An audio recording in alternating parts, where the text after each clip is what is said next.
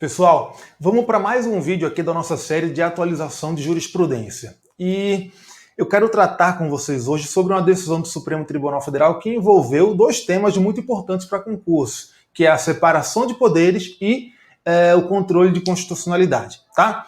Bem, o que foi, então, que foi discutido nessa decisão? Eu já vou colocar aqui na tela para vocês, e foi a questão da possibilidade ou não de ficar caracterizada uma inconstitucionalidade formal em uma norma, em uma lei, por haver ali uma violação a uma norma do regimento interno da Casa Legislativa. Imagina o seguinte.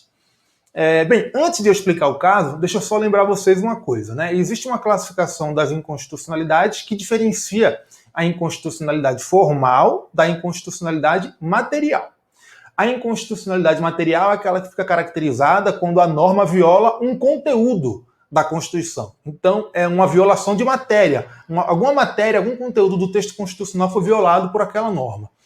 Já a inconstitucionalidade formal é aquela que viola aspectos relativos às formalidades que devem ser observadas na edição daquela norma, na criação daquela norma. E aí a inconstitucionalidade formal pode ser de três tipos. Ela pode ser orgânica, que é aquela que ocorre quando o órgão que editou a norma não tinha competência para editar aquela norma. Acontece, por exemplo, quando uma Assembleia Legislativa edita uma lei sobre um tema que é de competência legislativa privativa da União. Então, o órgão competente para editar essa lei era o Congresso Nacional, não a Assembleia Legislativa do Estado. Então, pode ser orgânica, pode ser subjetiva, que é aquela que ocorre quando a autoridade ou o órgão que deu início ao processo legislativo não tinha iniciativa para provocar o processo legislativo sobre aquela matéria. E também temos a inconstitucionalidade formal propriamente dita, que é aquela que fica caracterizada quando na tramitação da proposição legislativa ocorre alguma violação às normas do processo legislativo previstas na Constituição Federal. Por exemplo, imagine uma tramitação de uma PEC, uma proposta de emenda à Constituição. Para ela ser considerada aprovada, o que ela precisa ter? Ela precisa ser aprovada por 3/5 dos votos de cada casa do Congresso Nacional em 2 turnos de votação. Então, em cada casa, nós teremos 2 turnos de votação e em cada turno é necessário que ela seja aprovada por 3/5 dos votos dos membros daquela casa. Se isso for violado, teremos aí uma inconstitucionalidade formal propriamente dita, tá? Tá, beleza. Tendo isso em mente, imagine a seguinte situação. Imagine que um projeto de lei está tramitando em uma casa legislativa, tá? E aí o que acontece? Nas casas legislativas nós temos os regimentos internos delas, tá? E nesses regimentos internos há algumas normas específicas disciplinando como deve ocorrer a tramitação de determinadas proposições legislativas, tá? Normas que não estão previstas na Constituição.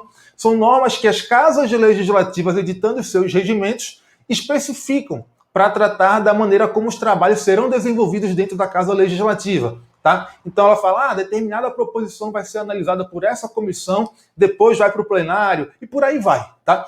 Agora imagine que em uma tramitação de um projeto de lei, na Casa Legislativa seja inobservada alguma etapa prevista no regimento interno. Por exemplo, remessa do projeto de uma comissão para o plenário da Casa. Ou então, que haja alguma divergência entre os membros da Casa sobre qual seria a forma correta de aplicar o regimento interno para saber a etapa procedimental que deveria ser seguida naquela tramitação.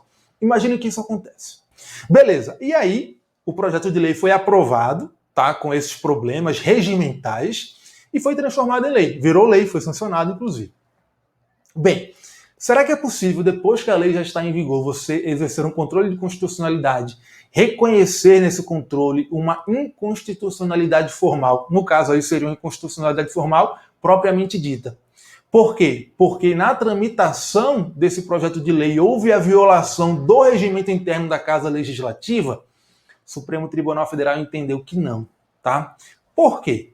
Bem, o argumento principal do Supremo Tribunal Federal foi o seguinte, olha, no caso aí a gente não teve nenhuma violação a uma norma constitucional, uma norma prevista na Constituição Federal que disciplina o processo legislativo. O que a gente teve foi só um problema envolvendo a observância do regimento interno da Casa Legislativa. E quem define a correta interpretação e a aplicação do regimento interno da Casa Legislativa é a própria Casa Legislativa, porque é uma questão interna corporis.